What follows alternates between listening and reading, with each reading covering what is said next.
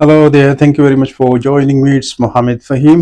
We often use different verbs to indicate possession, belongingness of something, life experiences, life events and obligations. लेकिन इन तमाम चीज़ों को जाहिर करने के लिए हम बाज़-औक़ात मुश्किल मराहल से गुजरते हैं and we do not know कि हम किसी चीज़ की मलकियत को जाहिर करने के लिए, ज़िंदगी के एक्सपीरियंसेस को जाहिर करने के लिए और जो ऑब्लिगेशंस होते हैं हम पे, हम कौन से करेक्ट वर्ब्स यूज़ कर सकते हैं. Sometimes we just use a tag. हम tag use करते हैं but we do not know if it's right or not. कि वो certain tags, from tag I mean certain words, verbs or phrases वो actually उसको actual translate कर रहे होते हैं या नहीं कर रहे होते. In today's lesson we will learn about the use of has, have and past form of has and have had to indicate possession, belongingness, life experiences, life events and obligation. And we will also learn about possessive pronoun, that how we can use it to indicate possession of something or as a possessive case. So let's move to whiteboard to start our today's lesson. The title of lesson indicates the use of has, have, had for possession or ownership, life experience or life events and obligations. First, if we see has and have, they are used for present sentences. ये present sentences के लिए use किए जाते हैं. In comparison to these, had is used for past as a past form के लिए use किया जाता है. यानी माजी में अगर किसी चीज़ की possession है, मलकियत रही है या life experiences हैं या obligations है, उसके लिए जो है वो use किया जाता है. Formation इसकी बड़ी simple है. If you look at formation, in the beginning we use the subject और present sentences के लिए we use has and have.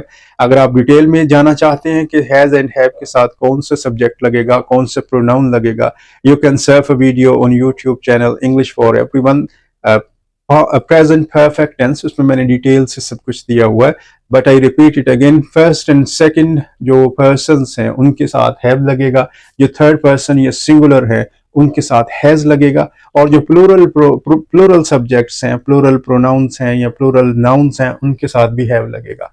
Again subject के बाद हैज, हैव और पास्ट के लिए हैड लगाने के बाद हम नाउन लगाएंगे या वो वर्ड लगाएंगे जो कि ओनरशिप को, लाइफ एक्सपीरियंस को जाहिर करता है. Basically has, have and had ये चीज़ें जो हैं, ये वर्ब्स जो हैं, ये लाइफ एक्सपीरियंसेस को, ओनरशिप को, पोजेशंस को, ऑब्लिगेशंस को जाहिर करते हैं.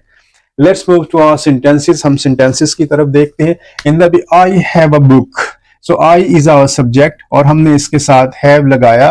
ये बेसिकली पोजेशन को शो करने के लिए. जो आर्टिकल है और बुक एक किताब, यानी मेरे पास एक किताब है. आई have a book, this is an indication that the book is in my possession. और आई ओन अ बुक, यानी मैं एक किताब रखता हूँ, उसकी मलकियत है मेरे पास. It's really simple. And again she has a car. car is a name of something and we know it's a noun. और has जो है that indicates ownership and possession of this car. She has a car, this means she has a car. The car is in her possession. She owns a car, यानी वो एक car रखती है, उसकी मालिक है.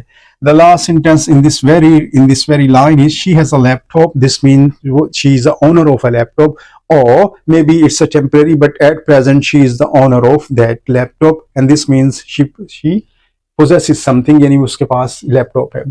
I had a bike. This is the past form of has and have. It shows the past experience. I had a bike. This means either I do not have a bike now, or maybe I have given it to someone. यानी अब मेरे पास नहीं है, कभी थी. So when you talk about past, you always use had, and afterwards you use noun. वो जो चीज़ आपके पास कभी थी या आपके साथ एक्सपीरियंस हुआ, उसका नाम यहाँ पे लिखेंगे. And we have put here bike. She had fever, उसे बुखार था. So it also indicates the past. And sometimes she had a fever. It does not mean कि ये उसकी ownership में है या possession में है, but fever जो है, that's a life experience. ये जिंदगी का एक्सपीरियंस है. फॉर एग्जाम्पल ये इवेंट भी आप इसे कह सकते हैं कि इंसान की जो लाइफ है उसके डिफरेंट एपिसोड्स होते हैं. So sometime you are healthy and sometime you are ill, and in during that illness period you may experience fever. So fever is just like an experience. So इसमें हैड लगा. उसके बाद अगर हम गौर से देखें, we have another sentence, they have a big house, this is about ownership, यानी कि बहुत से लोगों के बारे में बात की जा रही है, कभी उनके पास घर था। सो पोजेशन या ओनरशिप के लिए जब आप बात कर रहे हो तो उसके लिए प्रेजेंट के लिए हैज, हैव, और पास्ट के लिए हैड लगेगा, और उसके आखिर में जो भी चीज है, नाउन है, जो नाम है, हम उसकी इंग्लिश लगाएंगे, और यही एक्चुअली हमारी इस ओनरशिप को या लाइफ एक्सपीरियंसेस को जो है वो ट्रांसलेट करता है। इफ वी मूव फॉरवर्ड, अब क्लियरली लाइफ एक्सपीरियंस या लाइफ इवेंट्स होते हैं, अब हम उनको कैसे करेंगे? For example, I have had coffee, यानी मैंने कॉफी पी ली है। अब इसमें एक चीज याद रखिएगा, मैं आपको क्लियर कर देता हूं। आई हैव तो आप पोजेशन के लिए, ओनरशिप के लिए, लाइफ एक्सपीरियंस के लिए, लाइफ इवेंट के लिए लगाते हैं। हैड क्यों लगाया? बेसिकली खाना खाना या चाय पीना या कोई चीज लेना, उसकी प्रेजेंट की फॉर्म है हैव, हैज और हैव। लेकिन जब आप वो काम कंप्लीट कर चुके होंगे तो वो थर्ड फॉर्म लगती है, जिसे हम पास्ट पार्टिसिपल कहते हैं। तो हैज और हैव की जो थर्ड फॉर्म है हैड है बेसिकली, यानी सेकंड फॉर्म हैड है, और थर्ड में अगर 2 दफा हैड आ जाए तो हैड हैड आता है। बहरहाल इस कंफ्यूजन से निकलने के लिए आई हैव हैड कॉफी, यानी मैंने कॉफी ले ली है, कॉफी पी ली है। याद रखिए, इस सेंटेंस में अगर आप लाइफ इवेंट की बात कर रहे हैं तो लाइफ इवेंट अगर कंप्लीट हो चुका है, सिंपल मैं आपको बताता हूं, लाइफ इवेंट अगर कंप्लीट हो चुका है तो ये आपका प्रेजेंट परफेक्ट बन जाएगा। यानी प्रेजेंट परफेक्ट अगर टेंस आपको याद हो, अगर आपने मेरी वीडियोस देखी हैं YouTube English for everyone channel पे, तो इसमें क्लियरली डिफाइन किया गया है कि सबसे पहले सब्जेक्ट, फिर हैज या हैव, फिर पास्ट पार्टिसिपल, यानी थर्ड फॉर्म लगेगी बेसिकली, वर्ब की थर्ड फॉर्म। तो यहाँ पे हैड जो है वो थर्ड फॉर्म के तौर पर लगा है। शी हैज हैड हेडेक, यानी उसे सरदर्द थी। अब इसमें अगेन शी हैज, यानी वो ये लाइफ एक्सपीरियंस के तौर पर यूज हुआ है, और ये थर्ड फॉर्म के तौर पर यूज हुआ है क्योंकि उसे हेडेक है। हेडेक बेसिकली हेडेक खत्म हो चुकी है, या हेडेक थी या हेडेक है, तो ये इसको शो करता है। Again we had a great time yesterday is clearly about past, ये पास्ट के बारे में है। यस्टरडे यानी कल हमने बड़ा अच्छा टाइम एंजॉय किया, या बड़ा अच्छा टाइम था, तो इसमें we had a great time yesterday is really simple, nothing about it. इसकी फॉर्मेशन है हमारे सामने, अगर आप देखें फॉर्मेशन में सबसे पहले हमने सब्जेक्ट लगाया, फिर हैज या हैव है, फिर उसके बाद हैड लाजमी तौर पर आएगा अगर आप प्रेजेंट के सेंटेंसेस की बात कर रहे हैं, और उसके बाद जो भी आपका लाइफ एक्सपीरियंस है। अब इस फॉर्मेशन के तहत या according to this formation, if you observe, this sentence is exactly this one, this sentence is exactly this one, and if you see this is a past, और पास्ट की formation है। For past we will use had plus life experience, यानी past में has have नहीं use होगा, ना ही 2 मरतबा हैड यूज होगा। No, we will not use had double time in the past, we will use it only for a single time, like in this sentence, we had a great time yesterday. So this is how we will use such formation for past sentences to indicate life experiences, and this is for present sentences. So it's about ownership and present experiences. Now we will talk about obligation. जैसे कि यहाँ पे है obligation. So when you want to translate certain sentences which indicate obligation, you only need to change the formation slightly. For example, you will use to, to after has, have and had. If you just put to, then the sentence will become obligation sentence. ये obligatory चीज को जाहिर करेगा, only to, by adding to. For example, possession obligation में अगर हम देखते हैं तो उसमें क्लियरली है I have to go to school, यानी मुझे स्कूल जाना पड़ा या मैं स्कूल जाऊंगा। This sentence indicate the obligation. Past का obligation शुरू indicate करने के लिए you need to use had plus to, and the rest of the sentence will be the same. So the only difference, if you want to translate a sentence or make a sentence as to show an obligation, you only put to after has and have for present sentences, and to after had for past sentences. Possession. Apostrophe उस चीज को कहते हैं कि जब आप एक word के आखिर पर, when you put a comma at the end of a word. There is a very short video on YouTube channel uses of apostrophe.